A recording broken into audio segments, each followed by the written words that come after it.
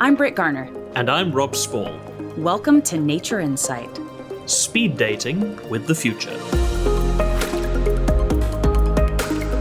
You may be wondering, why speed dating? Well, it's all about getting the most important bits of information across in a short period of time. And that's just what we're going to do. I'm a science teacher in New York City in the US. And I'm the head of communications at IPBES, the World Biodiversity Platform for Science and Policy, here in Bonn, Germany. So, Britt, another week and another chance to explore how science and evidence can help us all to make better choices. Who are you introducing us to today? It was a real pleasure to chat with biodiversity scientist John Donaldson. He's one of the 3 co-chairs of the IPBES Sustainable Use of Wild Species Assessment. And that's going to be a major new report. After 4 years of work by dozens of experts from all over the world, it's going to be considered by IPBES member states and then hopefully released on the 8th of July this year. Now, is there a release party? Like, should I get a dress? What are we doing?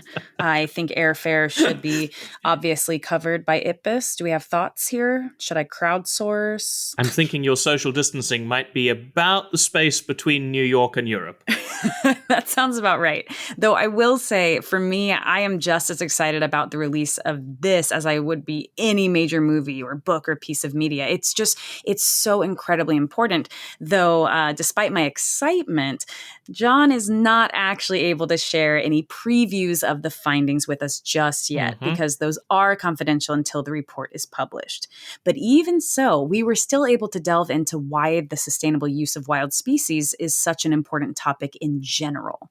You know, Rob, I actually get the feeling that a lot of people don't realize that almost all of us use and benefit from wild species of plants and animals every day. Sorry. Many of our remedies for coughs and sore throats actually contain ingredients sourced from wild plant species. So when we're talking about the sustainable use of wild species, it really can be part of the problem if we think of it being about people other than ourselves. Right, instead of it being a shared issue and something we all interact with. And it's something that John and the team are keen to highlight in the assessment. They've been working on it since March of 2018. First, I asked John what sparked his interest in sustainability. What happened in my case was that during my PhD, one of the plant groups that I was looking at was a group called cycads, which turned out to be one of the most threatened organisms on the planet. And the main threat to cycads is over-exploitation. So literally, as I was going around in the field collecting insects from these plants, I was seeing these populations disappear. A lot of the common names are cardboard palm or sago palm. They have their genesis way back about 280 million years ago, so they're the oldest living seed plants. They're referred to as living dinosaurs. But what's happened is they've become highly collectible plants. And we've had 6 extinctions in the wild of cycads in southern Africa within the last 100 years, 5 of those within the last 20 years. So over time, I kind of morphed into looking more at the cycads and then more and more at the issues around trade and use. And so I got more involved in that aspect of things. For the sustainable use of wild species assessment, there are quite a few words, and I think that these words actually matter quite a bit. One of them is the word wild. What do we mean when we talk about wild species? You know, essentially, even if you look at large mammals, for example, they range from being in entirely unmanaged systems with very little human intervention to places where they might have some human intervention, just say supplementary feed in times of trouble, right through to being very intensive interactions where there might be interventions around breeding, around veterinary care, etc. So it's about where we draw the line in terms of what is wild and what's not. And I think what has also been a really important component of this is also realizing that many of the landscapes that we think of as being wild and that where we think of the species being in them as being wild actually turn out to be strongly influenced by human actions. Even in the Amazon, which we would kind of regard as being sort of this pristine wilderness, there's now increasing evidence that the diversity of trees and things that you get in certain areas is influenced by the nurturing that happens because of the human populations living within the forest. So there's increasing evidence that even what we might think of as pristine and wild is also still influenced by people. I was in school in Montana, and with the national parks there, at least for the United States, there are people that go to them specifically to see wild spaces. And the fact of the matter is they are almost more curated than, say, Disney World. So it's very interesting, the stories we tell ourselves surrounding these words. And I think people probably don't realize that they might use wild species every day. Can you think of some examples that people might constantly interact with but don't really think about it? There's often this perception that the use of wild species is for somebody else, that it's people in Southeast Asia who rely on diets that use a lot of wild species, or it's people in poor countries or poor areas like Africa that rely much more on use of wild species. But actually, it's much more prevalent and widespread across the world than that perception leads us to believe. So nearly 50% of the fish that's eaten is wild caught. Cosmetics use a lot of wild species. So shea butter, for example, is largely wild harvested. In South Africa, we have a wild plant called Pelargonium pseudoides, which is included in elixirs for coughs and for sore throats. The edible wild mushrooms are a growing industry, and species such as matsutake mushrooms, chanterelle, boletus mushrooms are harvested from the wild. So there's not a separation that there's some people who use it and some people don't. And that's a really important point, because as we start to look for solutions, as we're trying to do in the sustainable use assessment, it's far more helpful if we see ourselves as part of the problem and the solution, rather than seeing it as this is somebody else's problem and we need to find a solution for it and maybe impose that solution on a group of people. We're all involved and we all need to find a solution. Completely agree. And I love that you pointed that out. So do you think there have been any really significant changes, like over the course of your own experience and career? One of the big changes has been just in our understanding of what sustainable use is and how it gets managed. Eleanor Rostrom won the Nobel Prize in 2009 for her work that demonstrated how people work together to manage shared resources sustainably. And there's also been additional developments on the greater knowledge of community-based resource management, especially in Africa.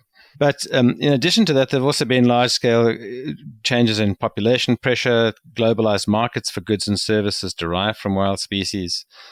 And these have important implications, just that whole change in scale, both the scale in geography from the way people were locally managing a species to not being regional or even global, and just the scale of use. So from often relatively small levels of use now to much larger and often commercial levels of use that are linked to global markets.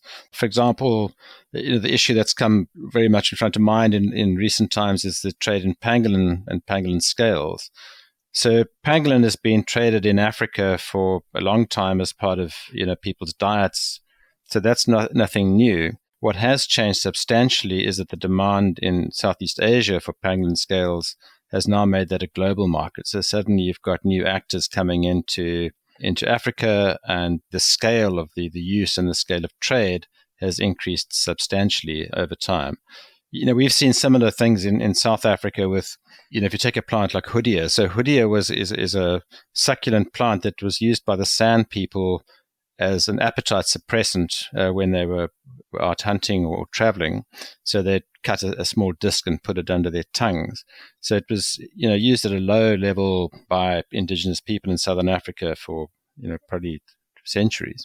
But it was suddenly discovered that this was a drug that could be used as part of diet pills. And so it suddenly went from this very low level sustainable use to a substantial, almost industrial level global use. And that had huge implications for the sustainability of the harvest. And then there's also the increasing illegal trade. The illegal trade is prevalent in logging, it's prevalent in fisheries, and it's also certainly in the public mind become very prevalent in the issue around endangered species, so trade in rhinos, trade in ivory. But it is an increasing issue, an important issue relating to the use of wild species.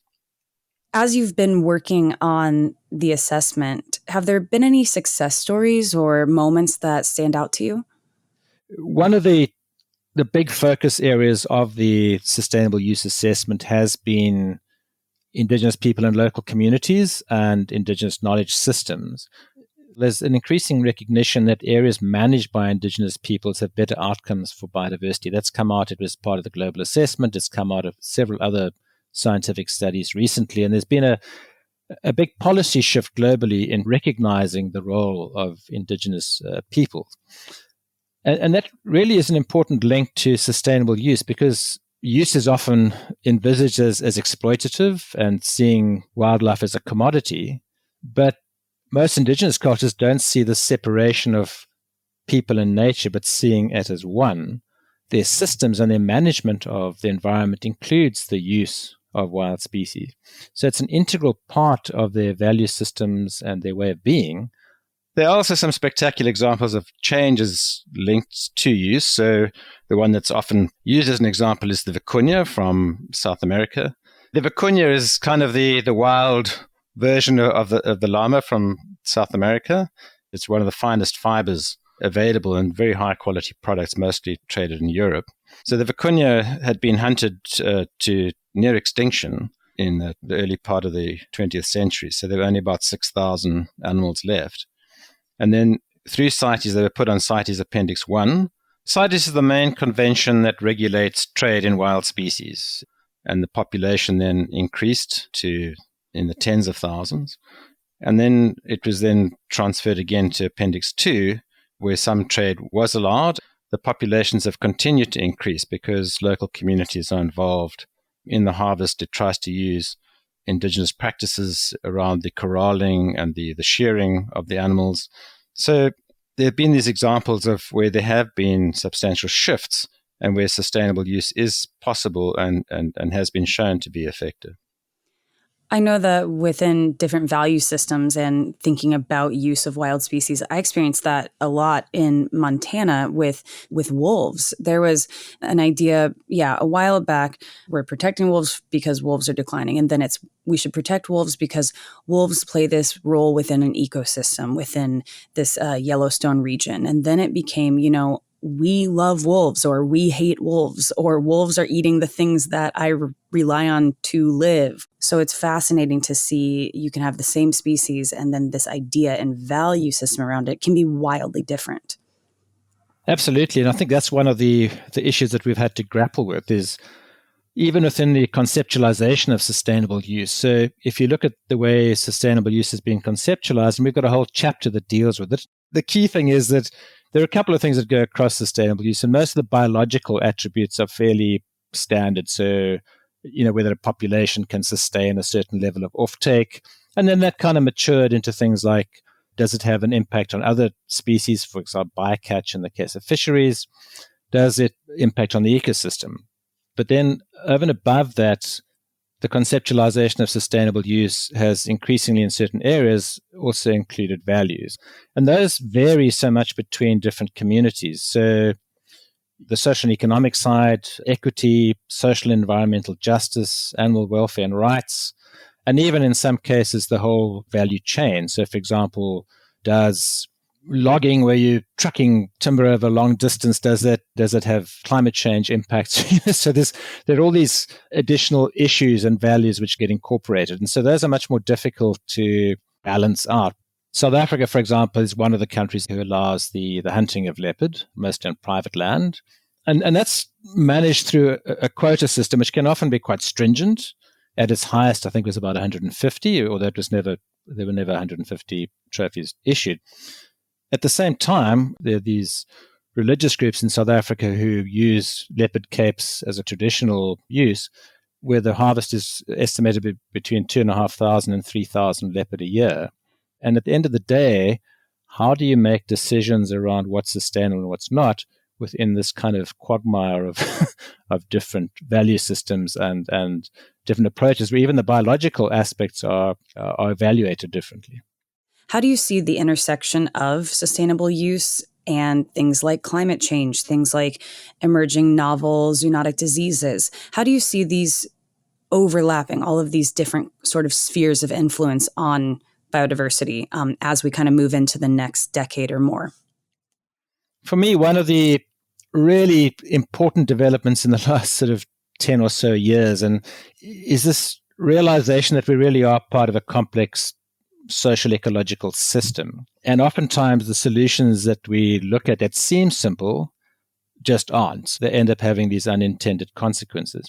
So if you just think, for example, so we might feel that bushmeat hunting has got a significant impact on mammals, and it has. And you might think, well, the solution to that obviously is just to stop bushmeat hunting. But the question then is, so where do all those people get their protein from? And in addition to the economic aspects of, can they afford to get their protein from some other source, we know that, for example, livestock isn't necessarily an alternative, because livestock has its own implications for climate change and also for zoonotic diseases. So stopping people eating wildlife to, say, prevent zoonotic disease or to reduce the impacts has other consequences which then have to be managed. So it's about trying to find those solutions that meet these sort of multiple objectives, or at least don't have unintended consequences on another objectives. Humans are just another species on the landscape, affected equally by habitat and by sustainable use. It's a really nice reminder. Within the original IPBES Global Biodiversity Assessment, it was really about highlighting the problems in these key areas of issues. Is the sustainable use of wild species assessment that you're working on different? Is there something that it's doing differently? The global assessment looked at what the issues and impacts were on biodiversity. So, for example, it highlighted this issue around over-exploitation as being the major driver in marine ecosystems and the second most important driver in terrestrial ecosystems. Our mandate wasn't just to repeat that. What we were asked to do was to look at more the solution side of it. So what we have done, for example, is to try and look at trends of sustainable use. So basically trying to find, has use in terms of its sustainability got better or got worse? Are there particular areas where it's got better or worse? What's worked and what hasn't worked? So that's one whole chapter. We try and look at what the drivers of that are. So what political and social, economic and environmental drivers have ended up making sustainable use better or sustainable use worse? What the scenarios are. And then our final chapter is about policy options. So trying to figure out what works and what doesn't work and what are the options going forward. And in your absolute dream scenario, what kind of an impact does this assessment have? What is the best case for you as someone who's working so deeply with it? The first is that the main value of these assessments is to reduce uncertainty about what the science is saying so that policymakers can get on with making informed decisions. And that's, a fundamental part of IPBES is that it's about the scientists getting and the experts getting together to evaluate the evidence, but in the end, it's up to the policymakers to use that. And I've witnessed a lot of acrimonious debates regarding policies around the use of wild species. So for me, first prize will be that the evidence in this assessment can really help to move policy forward in a constructive way. And that goes even to my own personal experience at a different level, because my own experience of dealing with different species in use is that sometimes the problems seem quite intractable and we keep on trying things that don't seem to work. So, for example, if I go back to cycads, we have tried innumerable things since the 1970s, and yet we still have a problem. So, and the same is true. So if we look at rhino, we've still got issues with elephant, we've still got issues with tigers, with timber. So I really hope that the evidence that we've collected and the way we've presented it will allow people at various levels, local, national, and international, to make better decisions regarding the sustainable use of wild species. Well, I know the level of complexity is all-time high, but so is my excitement about this kind of work and this assessment. And I really am looking forward to seeing the work that you and your colleagues have put into this. It's been an absolute pleasure. Thank you so much. Thank you very much. It's been great to chat to you. The IPBES assessment of the sustainable use of wild species was requested, among others, by CITES, who John mentioned during our chat. Just to remind everyone, CITES is the Convention on International Trade in Endangered Species of Wild Fauna and Flora.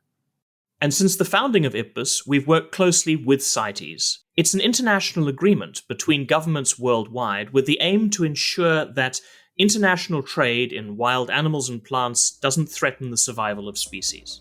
It was so great that Yvonne Higuero, the Secretary General of CITES, could make the time to speak to me for this podcast.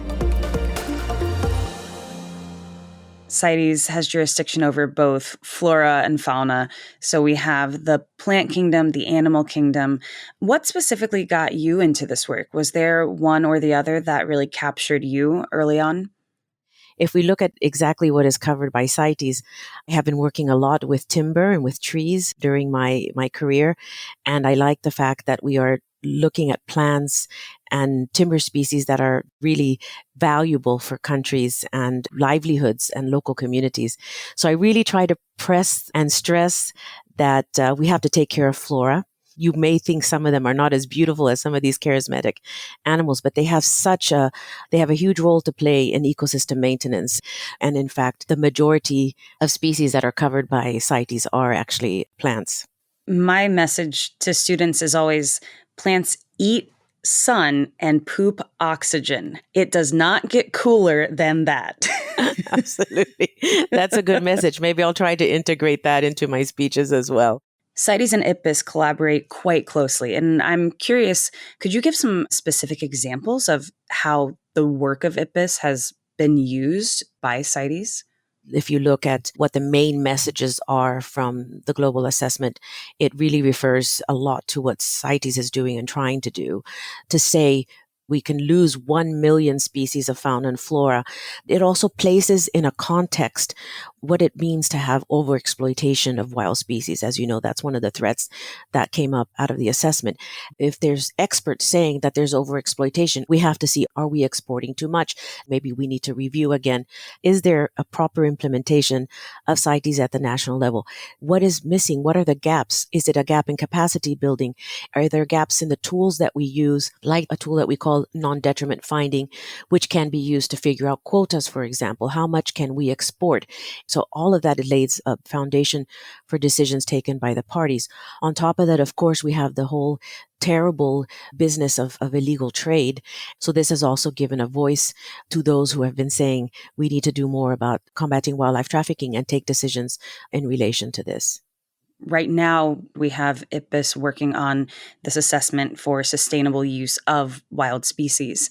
What most excites you about that being out? And how do you think these results will sort of feed into those formal processes that CITES undertakes? We had originally planned the meeting of the Conference of the Parties, which is the governing body of CITES, for March 2022. However, unfortunately, because of the COVID situation, Costa Rica, who was going to be the host, had to say that they would no longer be able to host it in March. But luckily, Panama offered to host it a little bit later in the year, in 2022, in November. So this is really good timing.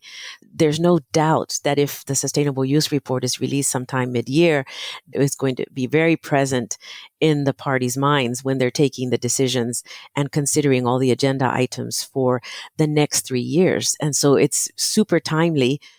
And speaking with John Donaldson, he mentioned several specific instances where illegal trade is quite problematic. So I would love to hear about the kind of problems and challenges that illegal trade does as far as CITES is concerned.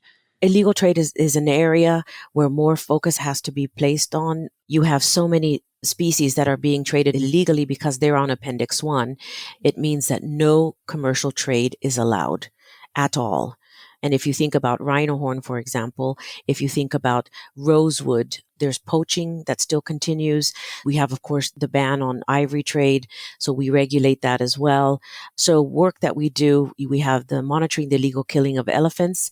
That is trying to reduce the possibilities of poaching by strengthening the rangers working in these protected areas. And this applies as well for rhino. And the same for rosewood. Because of the incredible illegal trade in rosewood, we're trying now to have better identification models so that customs authorities know how to recognize rosewood passing through. If you look at demand reduction, we have the demand for totoaba swim bladders in China because the thought that it is something that gives strength and stamina. And so we have poaching of totoaba fish in the upper Gulf of California of Mexico. So demand reduction is a very big part of the program of CITES to try to raise awareness, but also find other ways in which those who are benefiting from this type of illegal trade get treated as a major crime, because at the end of the day, these are often international criminal syndicates who are working on this trade, and you have to stop it at the top. And this is how we work in collaboration with organizations like Interpol, with the World Customs Organization, with the United Nations Office on Drugs and Crime, and with the World Bank on the International Consortium to Combat Wildlife Crime. Absolutely incredible how many layers and how many people and groups are working on this. Thank you so much for sharing your time and your expertise with us. Absolutely, my pleasure. That was a great conversation, Britt, and it was particularly interesting to me that both John and Yvonne were talking about the importance of considering both wild plants and wild animals. I think a lot of times when people talk about species, particularly people who are not involved in biodiversity, it can often be the animal species that get a lot more of the attention. And with animals, it's interesting because even in our personal lives, we have domestic animals, ones that are, companions, and also we are animals, and there's also wild animals. And then you start to ask yourself about these words and definitions. What's a wild animal? I also come from South Africa, which is where John is from. And there's a great example in the South African context of a plant, rooibos, which literally translated means the red bush, which for thousands of years was used by indigenous communities to make medicinal tea. And it was discovered by the quote-unquote Western world and has become one of the most popular tea varieties globally, which of course then means it's become perhaps less of a wild product and it's become more cultivated. Well, and it's especially interesting because if we're saying a human hand in this species makes it less wild, it's almost as if humans aren't wild. And let me tell you, as someone living in New York City, I can promise you people are the wildest things I have ever seen this year in particular. Though, I'm really taken on how interconnected these are, not just the different perspectives, but the different people and organizations working on this. As we heard, the Sustainable Use Report will have an impact on CITES, who are then dealing with illegal trade challenges.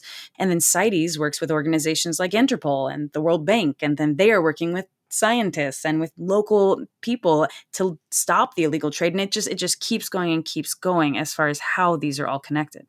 It also then gives opportunities for decision makers, perhaps at slightly smaller scales, to also make an impact and a difference. I mean, one of the things that the Sustainable Use Assessment is going to offer, ideas of what types of levels of use are sustainable, and in areas where they've become unsustainable, it will offer opportunities and suggestions for pausing use to allow recovery and restoration of those species in those areas. Well, even if there's not an official premiere party, I really am so looking forward to the results that'll come out. And it was just amazing to speak to both of these experts about this incredibly important topic.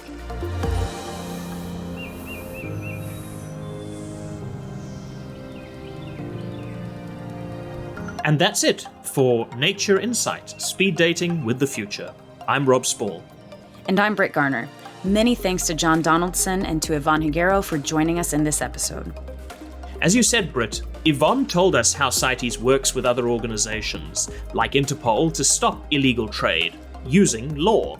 So in our next episode, I'll be asking Michelle Lim, IPBES Fellow on the Global Assessment and a senior lecturer at the Macquarie Law School in Sydney, Australia, if law is an effective tool to tackle the nature crisis.